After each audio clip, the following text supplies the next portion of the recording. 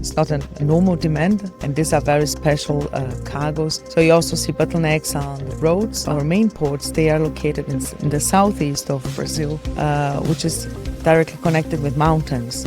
So it's really challenging. The data centers, they are pushing enormously the development to supply to the US market, for example, not only in Brazil, but also Colombia and Mexico with the nearshoring. So there are huge developments. It's Project Cargo Professionals. We're back with Voices of Breakbulk Americas, and today I am with Renata Malina from DHL. Bom dia, Renata. Bom dia. Hi, Luke. Very nice to see you here, and thank you for the invitation. I'm very happy here to represent and talk a little bit about Latin America. We're happy to have you here. I'm not brave enough to use my Portuguese, so let's do it in English if that's all right. Yes, I'll do my best. I've seen you've been around the industry for quite a while with a lot of the famous names from the project forwarding industry. So tell us what attracted you to this sector and also what's kept you in it still. Yeah. Well, I started very early at this career in the freight forwarding industry. So I worked in many different areas, and really what captured me, the interest of going to the project logistics, was really that you don't have never one single day the same as the other. So it's always challenging. And what I realized after a while was really the curiosity. So you're always learning. You're always learning new perspectives from your colleagues. Yeah, and you've had a lot of exposure to different sectors in your career in project forwarding. How's the LATAM market changed in the time that you've been working in it?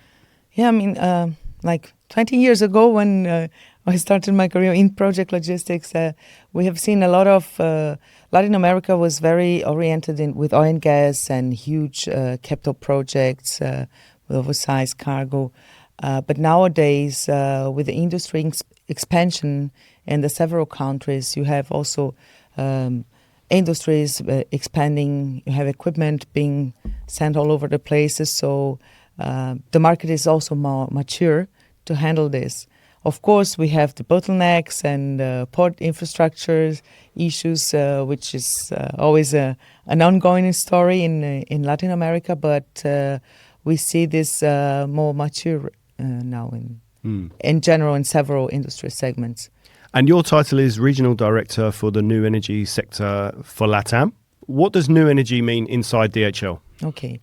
The new energy is a kind of ecosystem of several industries related to the new energy. So meaning wind farms, solar farms, now the battery storage system, so green hydrogen and biofuels as well. Somehow it's all industries connected to each other. And also what we think data centers, they are also indirectly involved in that because you have to connect a lot of energy. Yeah, and which of those segments look most interesting in your part of the world? What is really pushing the industry development of new energies is really the data centers now. So there is a huge investment, especially in the northeast of Brazil, for example. It's billions of investments in data centers. Oh, really? Yes. You have they are building kind of energy hub in the northeast, and which is in Pecém port is also closer to Europe. So this is the future to supply clean energy for Europe as well. So this is something that Europe is looking very, very closely and strategically. Right. And for that reason, is a lot of investment, not only in data centers, but also in green hydrogen that will come in, would say mid-long term, but still very expensive. But there is the intention. There is companies already planning to invest. And I was recently at the DHL New Energy Conference in Amsterdam, and there I heard that DHL wants to take its new energy logistics revenues from around 600 million to 3 billion by 2030. So it's a huge jump. What gives you that confidence, and what contribution can you make in your region? How big of the pie will you be contributing? In the past, we saw investments being done first in the wind power sector, then in solar, tax regimens to benefit some parts of industries.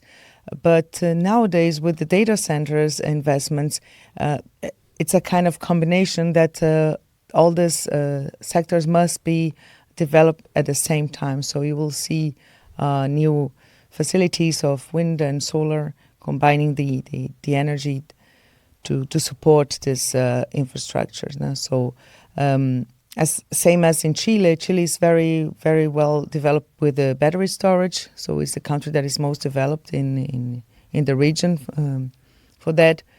I believe Brazil will be the next one, together with Argentina. And Mexico is also starting to be the next country for the next couple of years, as they have in their agenda, in the political agenda, also investments in new energy. So different than Brazil, we'll see also wind, solar, and battery storage come at the same time in Mexico.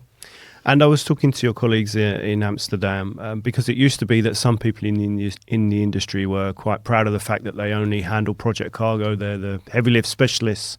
But your colleagues in Amsterdam were making the point that actually energy customers, at least from their perspective, don't want that because they don't want to deal with multiple service providers for heavy lift, for the other service. They want somebody who can take care of the entire supply chain.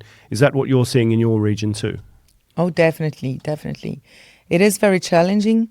You need specialized people, specialized team to arrange, to make to orchestrate all the steps and all the challenges and bottlenecks you have within the entire supply chain.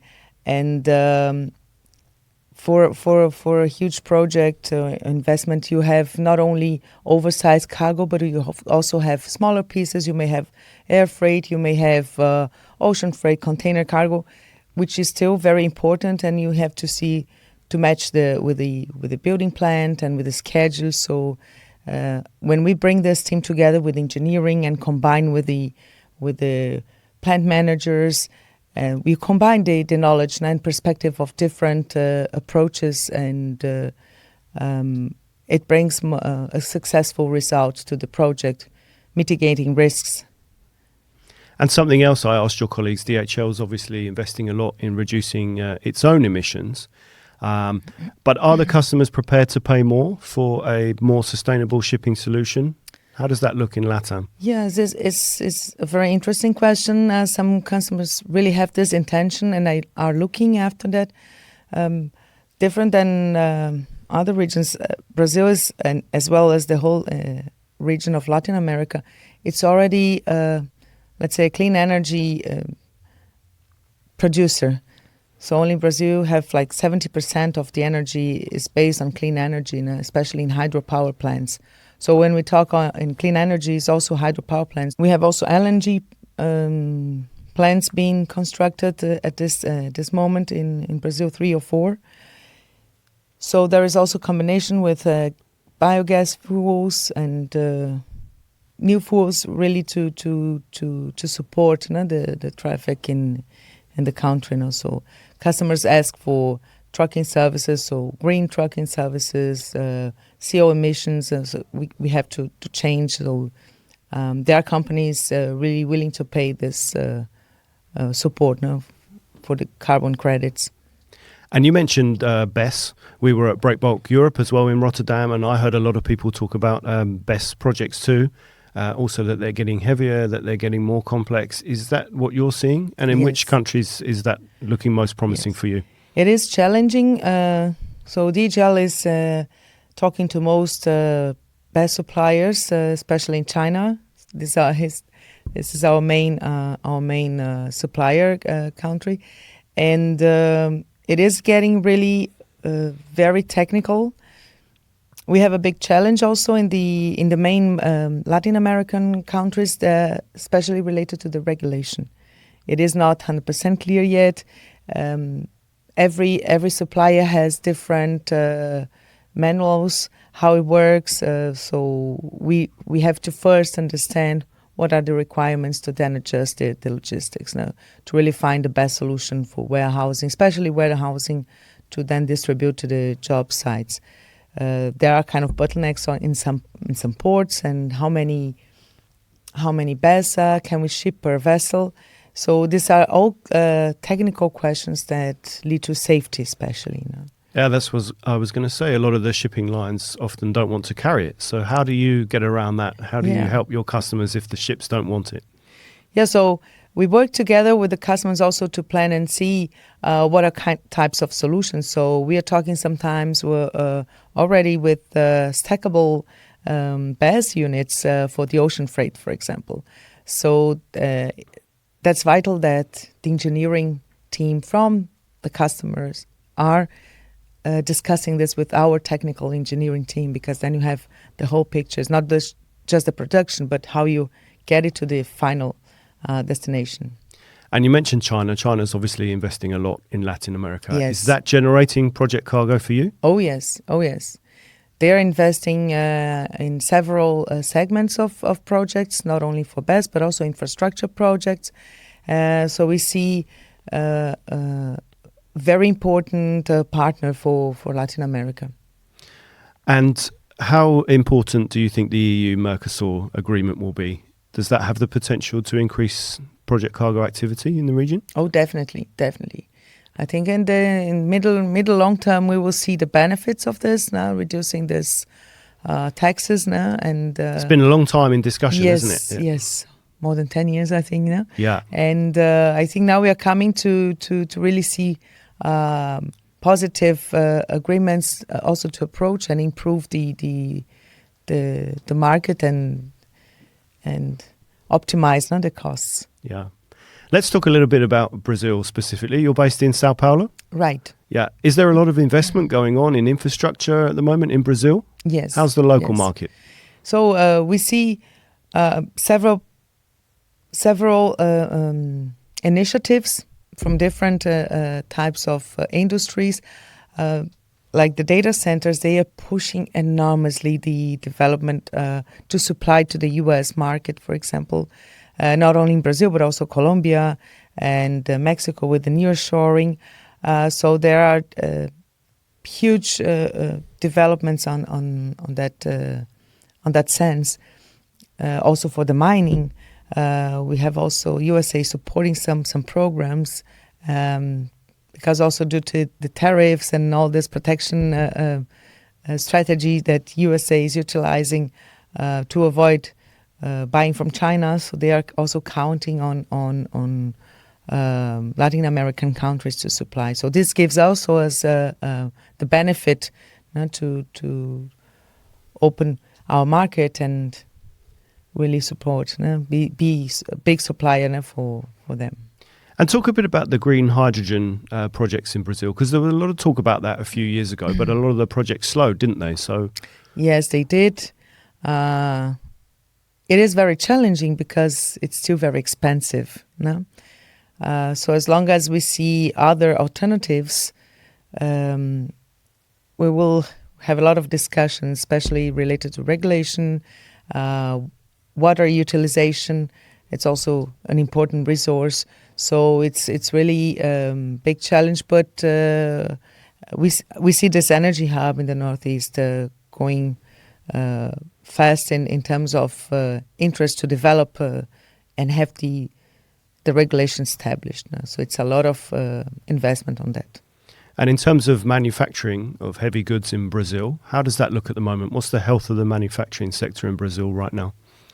So not only them, but all the other manufacturers of transformers, they have huge orders for the next 5 years now, and this is especially to support the data centers in the North America market.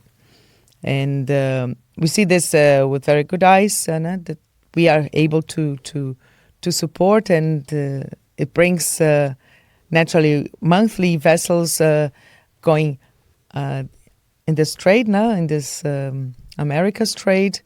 And I think this optimizes also the costs, because we have enough cargo So for the carriers, it's also good. They can build their costs in a better way and combine with other cargos now. But everybody in the industry wants to be in Brazil, don't they? I feel like every week you see some press release that so-and-so has opened an office in Brazil. Everybody wants to be there. Yes. Yeah, we're hoping to really see that several projects that were kept in the paper really come up now. We had a situation that wind industry, they were like almost 4 years without any project in place now. And now we see this coming up again in the south of Brazil too. So we see with good eyes now that projects are coming. And what are the biggest issues in Brazil in terms of logistics? Where are the bottlenecks and what are the major issues that you face? Yeah, we do still have a lot of infrastructure bottlenecks at the ports, especially in the main ports like Santos and now Rio, Itaguaí, especially because of the transformer business coming a lot at the same time due to the huge demand. It's not a normal demand, no? So and these are very special cargos. So you also see bottlenecks on the roads. Different than in North America, our main ports, they are located in the southeast of Brazil, which is directly connected with mountains. Mm-hmm. So it's really challenging to get the road, to get the equipment, the mountains down. So it's not so easy. So everybody is always complaining, why does it take so long? But if you see the geography of these ports, it is really a challenge. And there's not a big railway network in Brazil either, is there? No. And we're recording this as part of Voices of Breakbulk Americas, as we said. DHL is obviously heavily involved in the Houston event. Tell us a bit about your experience at Breakbulk Americas and why it's so important for you guys to be involved in that. Yeah, it's really nice to see the women in breakbulk, how they are connecting to each other. You see very few people, very few women working, but also women working with other women is also very challenging because they try to compete with each other. Oh, really? And yeah. Instead of being supportive. And I think this kind of initiatives we have during the breakbulk, which I see very strong in Houston, the meetings, they're arranging meetings together, really puts us to reflect that we need to be more supportive with each other and bring the next generation and put this really in our agenda to be more confident with each other. What's it like working in this industry as a woman in Brazil specifically? Yeah, it's challenges every day. So I didn't have big problems or big issues in my career because I think I've always been. I love sports, so I used to always play different sports. I have brothers, 2 brothers, so I was used to be around with men and be competitive. So for me, it wasn't a big issue at that point because if you believe in yourself, you don't see the problems that people try to bring you, to bring you down. So you just follow your instinct and your beliefs. So by your actions or by your results, you will show the team now with the time, and you bring the confidence for that. Do you see many women in project forwarding in Brazil? Yes, Yeah? yes. There are several powerful women there making a difference, and I'm happy to see in that. DHL or your competitors in DHL, or everywhere? In DHL too, competitors too, Yeah. and it builds a nice and creative environment. I think women think a little bit different than men, and if we combine this knowledge, is really wonderful. We come really to great solutions. And you talked about sports. I was going to ask what you like doing when you're not at work, and what's it like living in Sao Paulo? Yeah, okay. So I love doing mountain biking and beach tennis. So nowadays these are my sports, but I'm always challenging myself with new sports and just to be around. And in São Paulo, living is we are one of the biggest cities in the world, right? With over 12 million people living there. It's crazy traffic, challenging. So we face challenges, when we wake up already in the morning. So yeah, but it's a nice city. It is. It's very green in parts. Nice restaurants. It is. Yeah, it's a good place to be. Yes, it's a never sleeping city. I have everything 24 hours. And just to close, if we catch up with you again in a few years' time, what will success have looked like for your role? What do you want to have achieved? Okay, for me, it would be that in 5 years, DHL would be like the reference for the customers, to go for a solution and in LATAM and say, okay, hey, if you go to LATAM, you have to work with DHL. So that's my goal. Go for it. Renata, muito obrigado. Thank you very much, Luke. Thanks for a lot. the opportunity. Thank you. Hi, I'm Patrick, Event Director for Breakbulk Americas. Thanks for checking out the Voices of Breakbulk Americas, our exclusive podcast series celebrating the people, projects and partnerships shaping the project cargo and breakbulk industry. We look forward to welcoming you to Breakbulk Americas at the George R. Brown Convention Center in Houston, Texas on the 22nd to the 23rd of September. Don't forget you can register online now for your ticket. Enjoy the podcast and we'll see you in Houston. This series is sponsored by Rhenus Project Logistics, who deliver turnkey solutions across the project lifecycle. They specialize in managing complex cargo using a mix of transport modes, including sea, rail, air, and heavy haulage. With a strong global network, in-house engineering, and access to their own assets, including terminals, barges, and vessels, Rhenus helps reduce risk, improve efficiency, and maintain control throughout the supply chain. Find out more via the link in the description below.